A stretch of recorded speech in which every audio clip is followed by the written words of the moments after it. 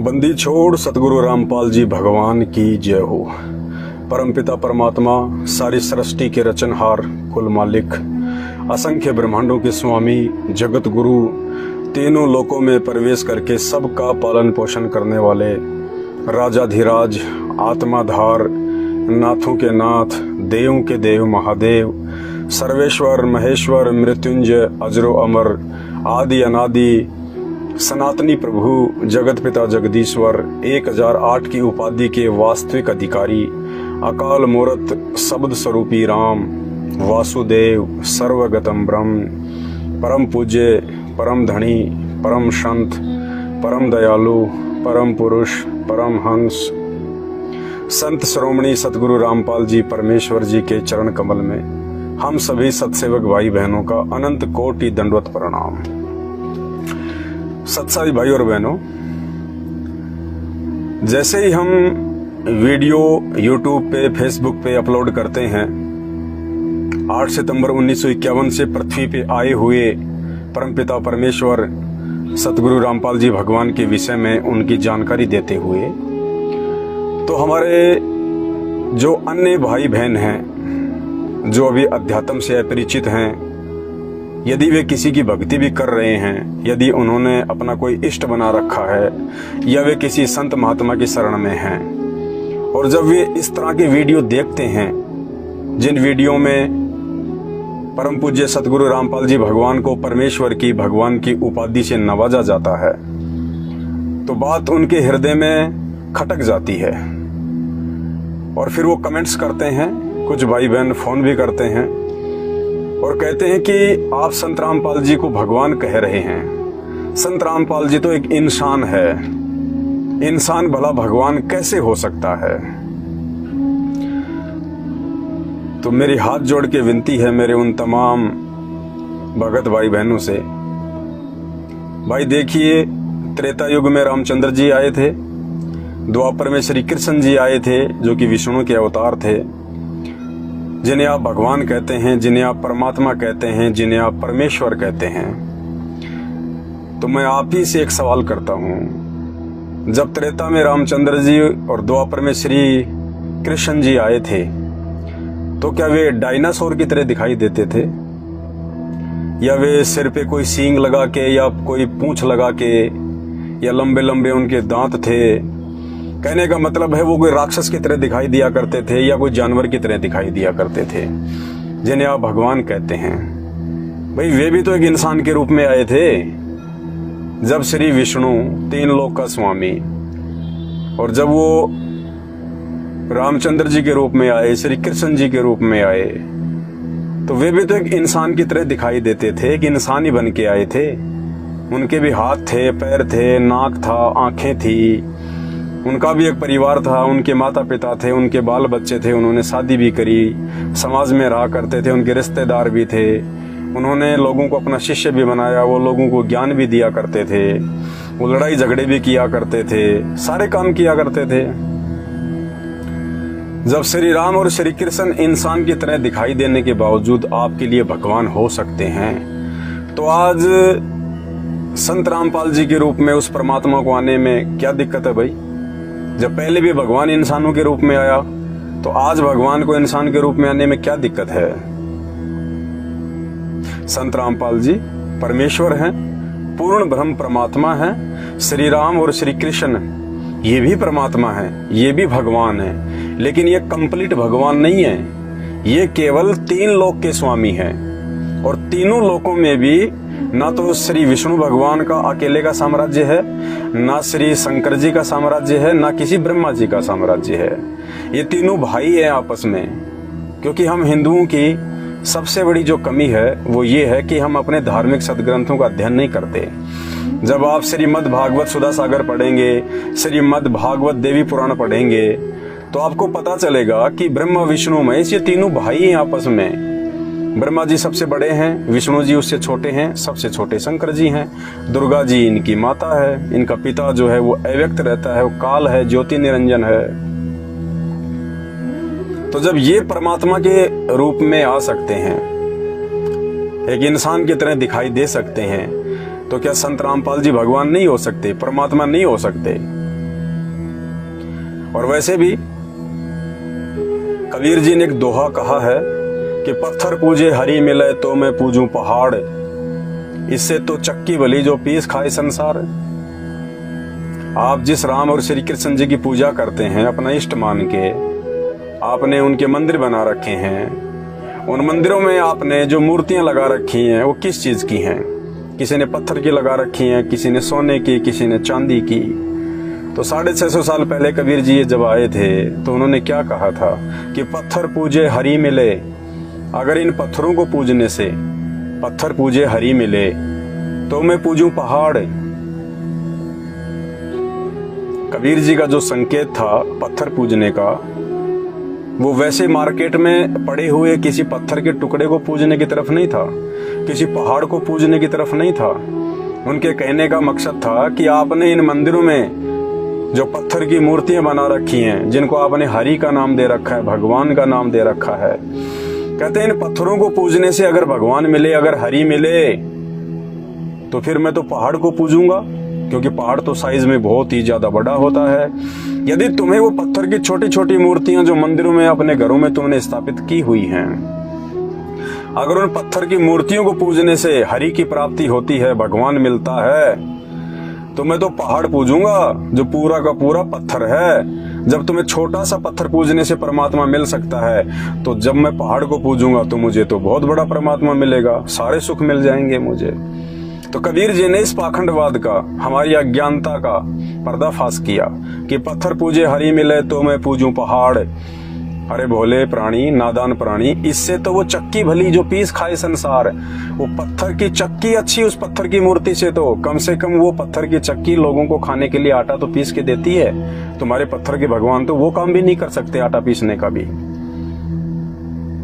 अब कोई पत्थर की मूर्ति के सामने जाएगा, कोई दुखी आदमी है, वो क्या बात करेगा, कैसे अपना दुख बताएगा?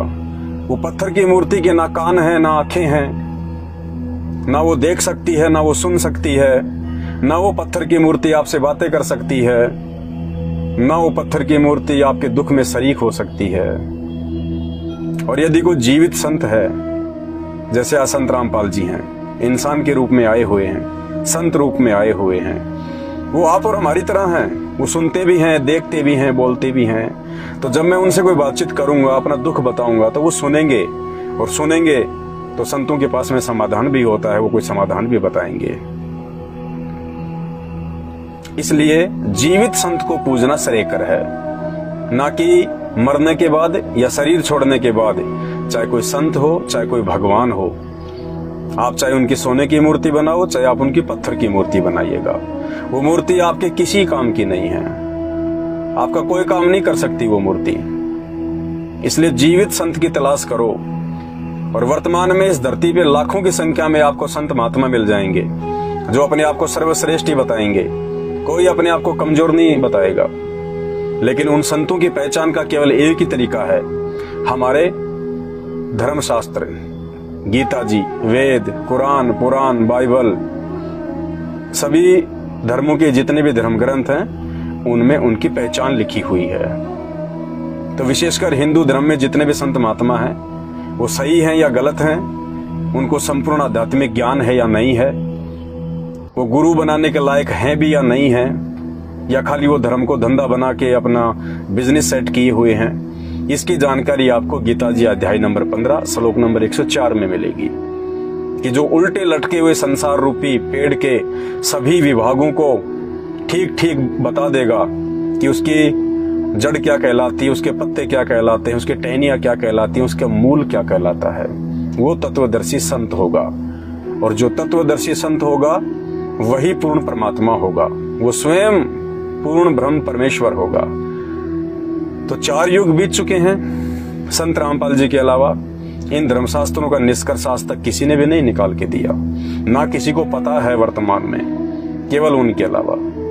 तो ये पूर्ण संत हैं, तत्वदर्शी संत हैं, स्वयं ही ये परमात्मा है। अब भगवान यदि हम इंसानों को समझाने के लिए आएंगे तो हमारे जैसे इंसान ही बन के आएंगे। रामचंद्र जी ने त्रेता युग में जो अवतार धारण किया तो उन्होंने जानवरों को समझाने के लिए नहीं किया, उन्होंने इंसानों को समझाने के लिए अवतार धारण किया। मानव जाति में जो अधर्म फैला हुआ था, जो पाप फैला हुआ था, उसको शांत करने के लिए उन्होंने अवतार धारण किया, इंसानों के लिए। तो भगवान यदि इंसानों को समझाने के लिए आएंगे तो भाई वो इंसान ही बन के आएंगे। श्री रामचंद्र जी या श्री कृष्ण जी अगर कोई जानवर बन के आ जाते तो हम इंसानों को वो कैसे समझाते, हम कैसे उनकी भाषा समझ पाते। इसलिए इस भ्रमणा से बाहर निकलिए कि संत रामपाल जी एक इंसान है, वो भगवान नहीं हो सकते। भगवान हमेशा इंसान ही बन के आएगा और इंसान बन के ही हम इंसानों को वो समझाएगा। तो मेरी प्रार्थना है उन तमाम भगत भाई बहनों से जो आध्यात्मिक जीवन में आके भी अपनी बुद्धि का इस्तेमाल नहीं कर रहे हैं। ज्यादा नहीं, 1 महीना आप संत रामपाल जी के सत्संग यूट्यूब पे सुनिए। और सत्संग में भी एक सृष्टि रचना है। जब आप यूट्यूब पे लिखेंगे सृष्टि रचना संत रामपाल जी महाराज, तो उनका 2.5 से 3 घंटे का एक सृष्टि रचना का वीडियो आएगा।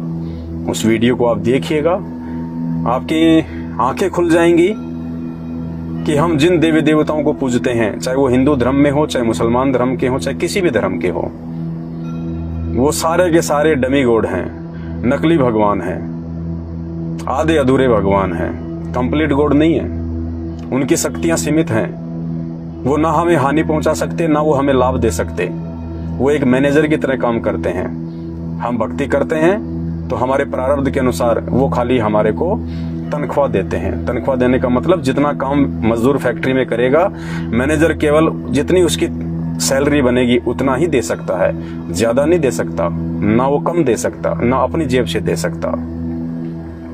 तो ब्रह्मा विष्णु महेश भी यदि 3 लोक के प्राणियों को अगर कोई लाभ या हानि देते हैं तो उन प्राणियों के कर्म आधार से देते हैं, ये अपने जेब से नहीं देते।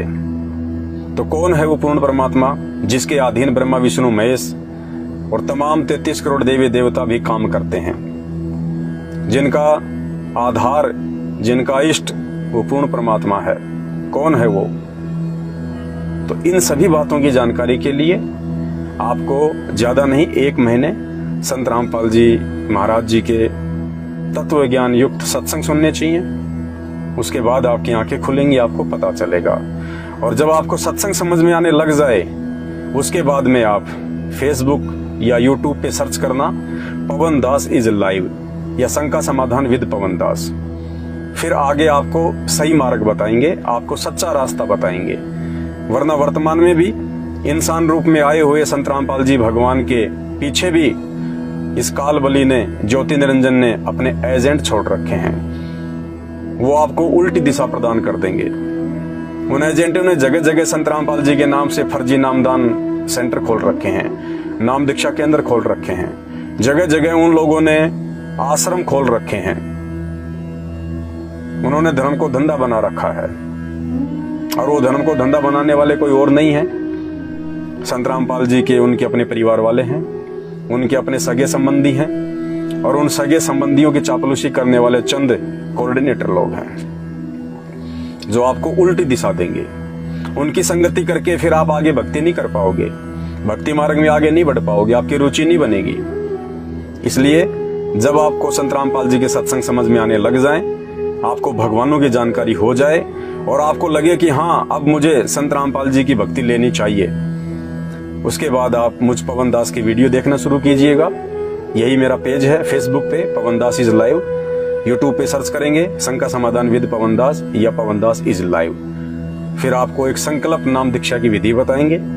उस विधि से आप संत रामपाल जी से जुड़ के अपनी भक्ति को सुचारू रख सकते हैं। और जैसे ही संत रामपाल जी आश्रम में आ जाएं, आप विधिवत उनसे नाम दीक्षा लेके अपनी भक्ति को चालू करें। बस इतनी सी बात है। वीडियो को ज्यादा से ज्यादा शेयर करें। बंदी छोड़ सतगुरु रामपाल जी भगवान की जय हो।